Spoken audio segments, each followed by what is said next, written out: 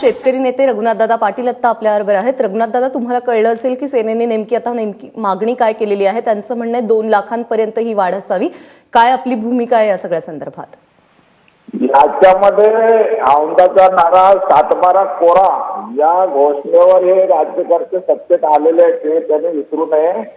शिवसेना असो किंवा भारतीय जनता पक्ष असो, त्यांना 2 लाख ही आमची मागणी नाही आहे। 7/12 कोरा करणं ही आमची मागणी आहे। तर याच्यामध्ये 5 लाख लागो किंवा 25 लाख लागो, तर सर्व शेतकऱ्यांचं सर्व कर्ज माफ झालं पाहिजे। याच्यासाठी आर्थिक स्थिती सांगणाऱ्या राज्यकर्त्यांनी सांगू इच्छितो, आजच्या लोकसत्तामध्ये बडतर नोकर भरती शिक्षण क्षेत्रामध्ये एका शिक्षण क्षेत्रामध्ये 97,000 कोटीचा घोटाळा आहे आणि 97,000 कोटीचा भ्रष्टाचार आहे।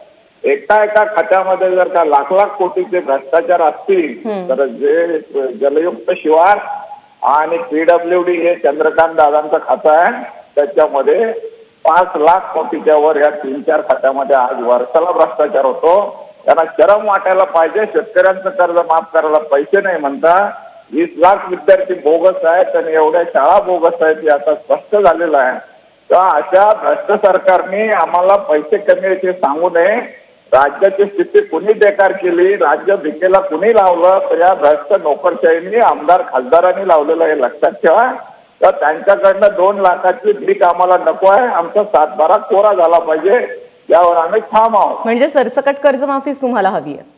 हो, त्याच्याशिवाय थांबत नाही। आत्महत्येच्या कड्यावर शेतकरी उभे आहेत। हे काय आम्ही खेळणी केली नाही, शेती मालाला भाव नाही मिळाले आणि म्हणून हे कर्ज झालेलं हे लक्षात ठेवा।